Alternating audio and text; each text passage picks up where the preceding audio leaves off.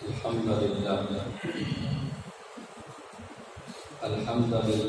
حمدا كثيرا طيبا مباركا فيه مباركا عليه كما يحب ربنا ويرضى. الحمد لله حتى يرضى، والحمد لله بعد الرضا، والحمد لله على كل حال، ونعوذ بالله من حال أهل النار، وأشهد أن لا إله إلا الله، وأشهد أن محمدا عبده ورسوله.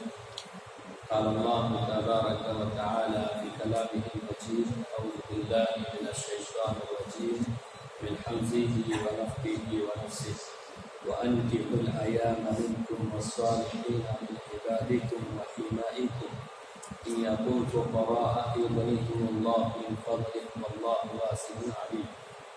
حضرات و حاضرین، رب کریم کا بے انتہا شکر، اس کی مہربانی سے آج ہم تمام اللہ کے گھر میں اللہ کی عبادت صلاۃ تراویح ادا کی۔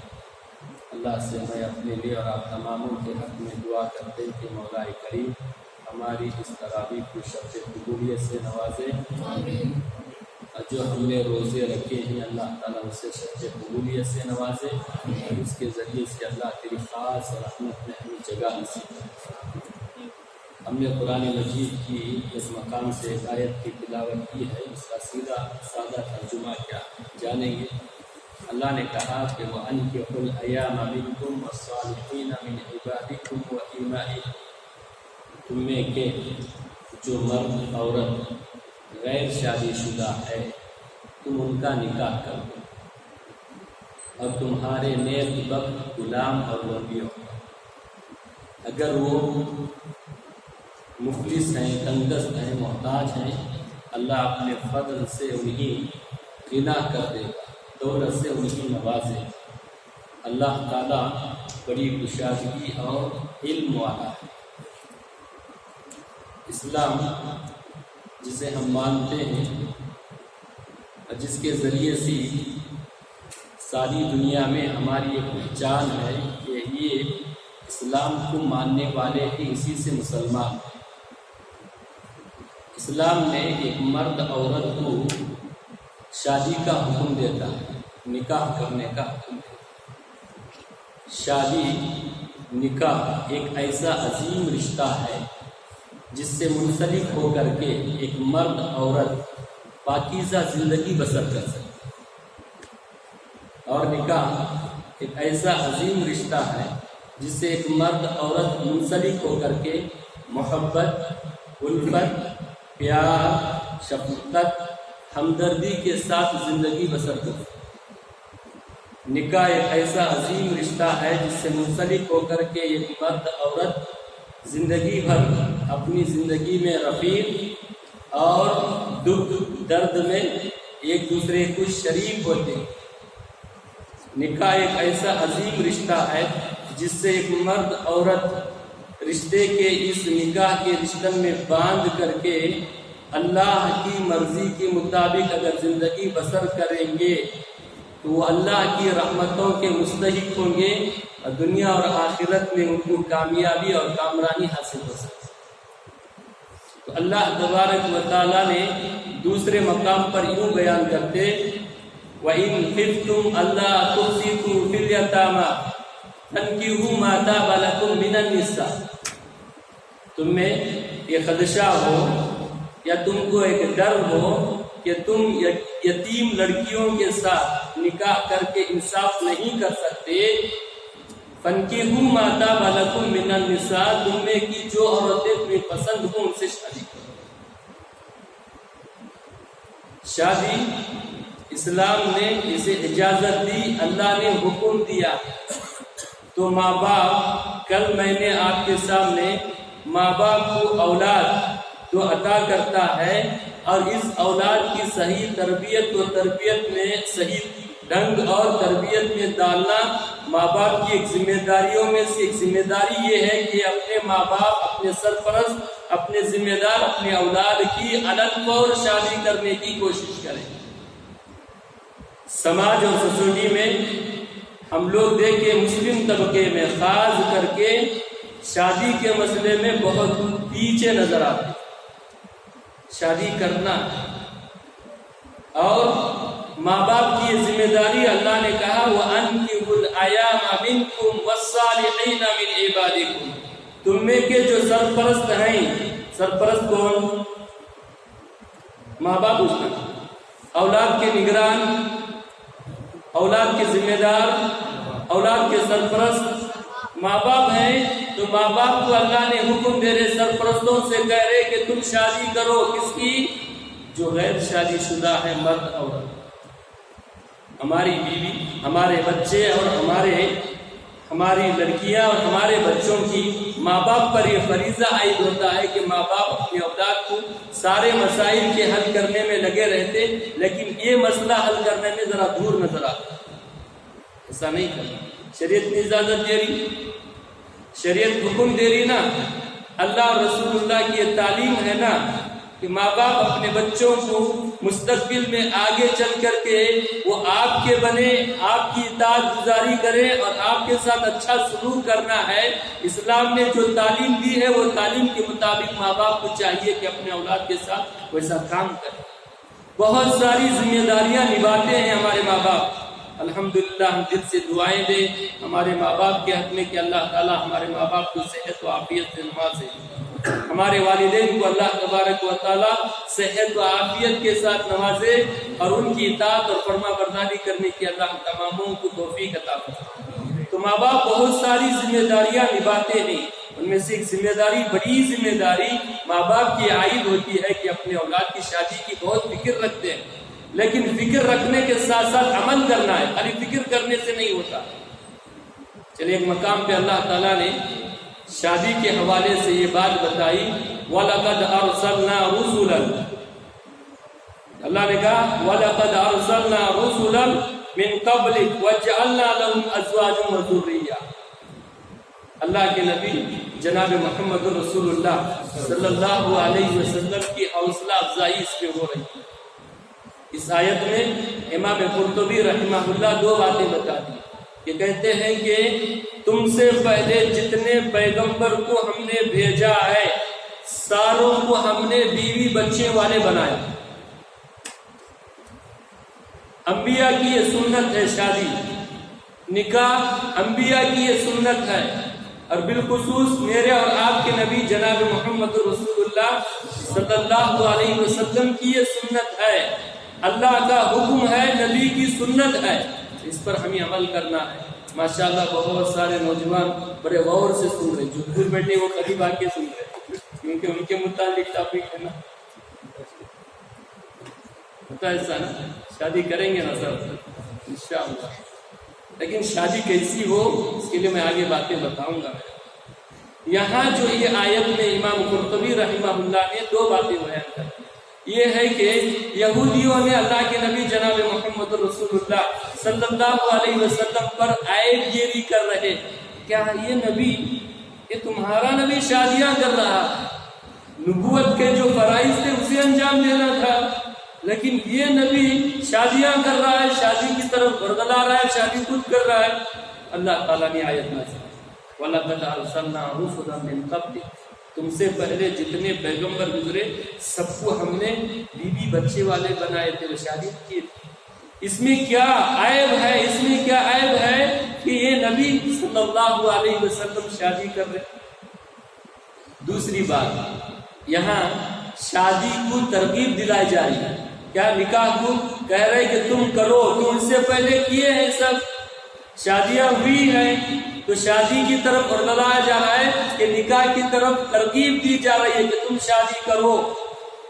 حدیث میں آتا اللہ کے نبی جناب محمد رسول اللہ صلی اللہ علیہ وسلم کے صحابہ حضرت انس رضی اللہ عنہ روایت کرتے ہیں کہ کچھ صحابہ اللہ کے نبی علیہ السلام کے ازواج مطہرات کے پاس پہنچے. جا کر پہنچ کر کے انہوں نے پیارے نبی صلی اللہ علیہ وسلم کی زندگی کی کیفیت یا ان کی عبادت کا کیا مرحلہ ہے، کیسی عبادت کرتے، جا کے پوچھے. تو ازواج مطہرات میں سے یہ جواب ملا کہ اللہ کے نبی ایسا ایسا کام کرتے. یہ کام کرتے اللہ کے نبی علیہ السلام۔ انہوں نے سن کر کے صحابہ نے کہا اللہ کے نبی علیہ السلام جن کے اگلے پچھلے سارے خطا معاف ہیں، وہ اتنی بندگی اتنی عبادت کرتے، تو انہوں نے میں سے ایک نے کہا کہ میں کبھی شادی نہیں کروں گا، ایک نے کہا کبھی میں رات میں نہیں سوؤں گا، ایک نے کہا کبھی میں روزہ نہیں چھوڑوں گا، ہمیشہ روزے سے رہوں گا۔ انہوں نے اپنی سوچ کو کیا بنایا، کچھ ایسے طریقے سے بنایا کہ یہ ہم ایسا کریں گے کہ کبھی شادی نہیں کریں گے، ہم کبھی رات میں نہیں سوئیں گے، کبھی ہم روزہ نہیں چھوڑیں گے، ایسا طے کر کے زندگی بنانے کے لیے نکلے۔ پیارے نبی جناب محمد رسول اللہ صلی اللہ علیہ وسلم کو معلوم ہوا، اللہ کے نبی علیہ السلام کھڑے ہوئے، صحابہ کے درمیان کہا تم میں کے کچھ لوگ ایسے ہیں جو ایسا کرنا چاہتے ہیں، شادی نہیں کرنا چاہتے، روزہ ہمیشہ رکھنا چاہتے، رات میں سونا نہیں چاہتے، دیکھو میں تمہارے سے زیادہ اللہ سے ڈرنے والا ہوں، میں سب سے زیادہ اللہ سے میں ڈرتا ہوں، اور میں شادی بھی کرتا ہوں، رات میں قیام بھی کرتا ہوں اور سوتا بھی ہوں، روزہ رکھتا بھی ہوں، روزہ چھوڑتا ہوں۔ پھر آخر میں ایک بات بتائی اللہ کے نبی جناب محمد رسول اللہ صلی اللہ علیہ وسلم نے فرمایا وَمَنْ رَغِبَ عَنْ سُنَّتِي فَلَيْسَ مِنِّي، جو میری سنت کا انکار کرے گا وہ کیا ہے، وہ مجھ سے نہیں ہے، وہ مجھ سے، میرا تعلق نہیں مجھ سے۔ تو بہرحال اللہ تبارک و تعالیٰ کا حکم ہے شادی کرنا، اور پیارے نبی جناب محمد رسول اللہ صلی اللہ علیہ وسلم کا طریقہ ہے، اسوہ ہے نکاح کرنا، اور انسان کی ضرورت ہے، انسان اکیلا نہیں رہ سکتا، ہو سکتا ہے نبی، تو اس کے لیے کیا کرنا پڑے گا، اکیلے کے بجائے جوڑ بنانا ہے، شادی کرنا ہے میرے بھائی۔ اور شادی کیسے کریں گے، جیسے اللہ کے نبی جناب محمد رسول اللہ صلی اللہ علیہ وسلم نے شادی کرنے کی تعلیم دی ہے۔ کیسی شادی ہوئی، شادی کے لیے کیا شرائط ہے، ایک انسان پیغام نکاح کسی کو پہنچاتا ہے، دیتا ہے کہ فلاں جگہ پہ مجھے شادی ہونا ہے، وہ گھر والے تیار ہو گئے، ادھر بھی لڑکے والے تیار ہوئے، ادھر بھی لڑکی والے تیار ہوئے، لڑکا لڑکی کا موجود ہونا، ولی کا ہونا، دو گواہ ہونا، مہر ہوا، نکاح پڑا، کتنا سمپل ہے نا۔ اب ہمارے یہاں شادی کا رواج کیسا ہے، شادیاں ہم کر رہے ہیں لیکن اس کی طرف فکر کم ہے کہ شادی کب کرے، لیکن جب شادی کرتے ہیں اب دلہن کے یہاں دیکھو اتنا سارا جمایا جاتا ہے، معلوم ہوتا ہے کہ شادی کے بعد کوئی چیز ملتی ہی نہیں، اور ادھر یہاں لڑکی کو دیکھو کہاں مالدار لڑکی ملتی ہے، بہت سارا جہیز کیسا آتا ہے۔ ارے دین اور شریعت نے نکاح کو کتنا آسان بنایا ہے، اور ہم نے ایسے بنا کے رکھے ہوئے ہمارے ماحول اور سماج میں، شادی میں یہ قوم، یہ مسلم طبقہ، یہ مسلم قوم شادیوں میں جتنا اسراف کرتی ہے، جتنا پیسہ کھپاتی ہے، وہ وہی تعلیم کے لیے نہیں لگا سکتی، یہ کسی یتیم اور غریب کو مدد نہیں کر سکتی۔ میرا پیسہ، مولوی صاحب تمہارا کیا کام ہے، میں کیسا بھی خرچ کر سکتا، کتنے پیسے کتنے چیزیں ایسے ہی ویسٹ۔ اللہ نے کہا ان المبذرین کانوا اخوان الشیاطین، بیکار اسراف کرنے والے اپنی دولت کو وہ شیطان کے بھائی ہیں۔ ذرا غور کرو میرے بھائی، اور ایسے ہمیں بنایا ہوا رواج، یہ بڑے خاندان کے لوگ ہیں، بڑے مالدار لوگ ہیں، ہمارے سماج میں ہمارا بڑا مرتبہ ہے، دبدبا ہے، میں سیدھا سادہ شادی کرنے لگا میری اولاد کی، لوگ بولیں گے اتنا بخیل، اتنا کنجوس۔ ارے اللہ کے نبی جناب محمد رسول اللہ صلی اللہ علیہ وسلم نے شادیاں نہیں کی، کیا صحابہ نے شادیاں نہیں کی؟ عبد الرحمن ابن عوف کے بارے میں کیا سنے آپ نے، کتنے بڑے جلیل القدر صحابی اور کتنے بڑے مالدار انسان۔ پیارے نبی صلی اللہ علیہ وسلم دیکھے کہ ان کے جسم پہ زردی کا نشان ہے، شادی کے آثار نظر آ رہے، اللہ کے نبی پوچھتے کیا عبد الرحمن شادی کرے؟ اللہ کے نبی میں شادی کیا تھی، کس سے کرے؟ ایک انصاری عورت سے شادی۔ کیا مہر دیے؟ گٹلی کے برابر میں نے سونا سے مہر۔ کھجور کی گٹلی کے لگا۔ پھر اللہ کے نبی علیہ السلام نے کہا کہ عبد الرحمن ولیمہ کرو جی، ایک بکری ہی صحیح ذبح کر کے ولیمہ کرو۔ ایسی سیدھی شادی نکاحیں ہوئی، شادیاں ہوئی۔ اللہ کے نبی جناب محمد رسول اللہ صلی اللہ علیہ وسلم نے فرمایا جو نکاح آسانی کے ساتھ ہوتا ہے اس میں اللہ کی رحمت چھا جاتی ہے، اللہ کی مدد ہوتی ہے۔ بہرحال شادی کرنا ہے تو اس کے لیے کچھ اصول کنڈیشن، شادی کرتے ہیں نا انشاءاللہ، جتنے میرے یہاں نوجوان بیٹھے سب کو اللہ نیک جوڑا نصیب کرے، اور جتنی میری مائیں بیٹھی ہیں، میری بہنیں غیر شادی شدہ، اللہ ان کو بھی نیک جوڑا نصیب عطا فرمائے، سب کو آسانی کے ساتھ شادیاں کرنے کی توفیق عطا فرمائے۔ دیکھیے یہ چیز تو ایک سماج میں بنانے سے کچھ چیز بنتی ہے۔ ہمارے یہاں ایسا ہوتا ہے کہ ہم لوگ کیا کرتے ہیں کہ بھئی دیکھو وہ گھر میں شادی ہو رہی اتنی بڑی ہو رہی تو میں اس سے بڑی کروں، پھر یہ دیکھتا ہے کہ اس کے گھر میں شادی ہو رہی اتنی بڑی ہو رہی ہے تو میں اس سے بڑی کروں، ایسے چلے گا نہیں۔ ایسا کرو کہ چھوٹی کم تعداد میں، کم خرچ میں، بغیر اسراف کے شادیاں اپنے بچوں کے آپ قدم اٹھاؤ، کوئی ایسا آگے بڑھ کے کریں گے تو انشاءاللہ یہ جو ہمارے سماج میں، ہماری سوسائٹی میں، ہمارے ماحول میں جو شادیوں کا سلسلہ رچ بس گیا ہے، لاک ڈاؤن نے ساری چیزوں میں لا کے کھڑا کر دیا تھا، الحمدللہ نہیں، لاک ڈاؤن میں ساری چیزیں لا کے کھڑا کر دیا۔ دیکھو تم اتنے نماز پڑھو، ہاں اتنے لو، شادیوں میں اتنا رکھو، تو کئی ایسی چیزیں لاک ڈاؤن میں عمل کرے گی نہیں تو پھر اس کے بعد ختم۔ شریعت نے آج سے 1450 سال پہلے ہی بتائی تھی نا کہ تم ایسا ایسا کرو بول کر، لیکن ہمیں سیدھی سادی اپنے بچوں کی کیا کرنا ہے؟ شادی کرنا۔ چلیے اللہ سے دعا ہے کہ اللہ تعالیٰ ہمیں آسانی کے ساتھ اپنے بچوں کی شادیاں کرنے کی توفیق عطا فرمائے۔ شادی کرتے دو حدیث بیان کرنا، شادی کے متعلق اگر کسی شادی ہونا ہے اس کے لیے چیز، ایک سب سے پہلی چیز، لڑکی شادی کرنے کے عمر پر ہے، شادی کرنا چاہتی ہے، ماں باپ کو چاہیے کہ اس کی شادی کریں، لیکن لڑکی کے لیے قید ہے، کیا ہے؟ لڑکی بغیر ولی کے بغیر شادی نہیں کر سکتی۔ ولی کا ہونا، سرپرست کا ہونا لڑکی کے لیے لازم ہے۔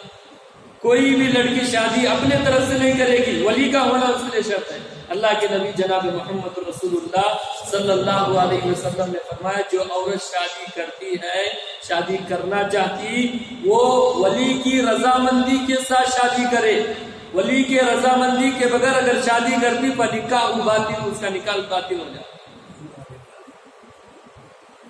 ابھی حدیث پر کون اترتے ہیں؟ بہت کم ہے نا، پہلے سے سٹنگ یا لے کے بھاگے چلے گئے، کورٹ میں شادی، پھر وہاں شادی۔ یہ کیوں؟ شادی کے معاملے میں تاخیر ہونے کی وجہ سے نا، اچھا بڑا مالدار داماد ملے گا، میری بیوی میری بیٹی کو فلاں فلاں جگہ پہ رکھے گا، ایسے ایسے کرے گا، ڈھونڈتے بیٹھتے بوڑھی ہونے تک بھی، اور بوڑھیاں اور اس مرحلے میں پہنچنے تک، اڑے رونے عمر رسیدہ ہونے تک بھی لا کے رکھے رہتے، کیوں؟ داماد بڑا اچھا ہونا۔ اور ایسے بھی ذہن بنائے ہوئے ہیں بہت ساری ہماری خواتین، ایسے بھی ذہن بنائی ہوئی ہیں، لڑکی خود چوائس کرتی ہے، ہاں ہے کہ نہیں، اس کے پاس کیا ہے، کتنا بینک بیلنس، کتنی اس کے پاس پراپرٹی ہے، وہ کیسے کرے گا، مجھے رکھے گا نہیں اچھی طریقے سے۔ یہ سب کیا ہے؟ دین کی بنیاد پر رشتہ ہونا ہے۔ چلیے اللہ کے نبی جناب محمد رسول اللہ صلی اللہ علیہ وسلم نے فرمایا دیکھو جو انسان شادی کرتا ہے اس کا آدھا ایمان مکمل ہو جاتا ہے، فَلْيَتَّقِ اللَّهَ فِي النِّصْفِ الْبَاقِي، باقی آدھا ایمان تمہیں اس کے بارے میں سوچو۔ شادی کرنے سے آدھا ایمان مکمل ہوتا ہے اور آدھے ایمان کے بارے میں تم اللہ سے ڈرتے ہو۔ پیارے نبی جناب محمد رسول اللہ صلی اللہ علیہ وسلم نے کیا فرمایا؟ تمہارے پاس ایک تو ولی کا ہونا لڑکی کے لیے، اچھا آپ کے یہاں کوئی دیندار با اخلاق لڑکا نکاح کا پیغام پہنچاتا ہے، آپ کی بیٹی کے لیے پیغام نکاح دیتا ہے، با اخلاق ہے، اچھا ہے، دینداری ہے، تو اللہ کے نبی علیہ السلام نے فرمایا کہ تم اس لڑکے کے ساتھ اپنی بیٹی کا نکاح کرو، اگر نہیں کرتے تکن فتنہ برپا ہو جائے، اور فساد فی الارض عریض، دنیا میں ہے نا زمین میں فساد ہی فساد برپا ہو جائے. نیک دیندار متقی پرہیزگار انسان نوجوان لڑکا نکاح کا پیغام دیتا ہے، اس سے آپ شادی کریں گے.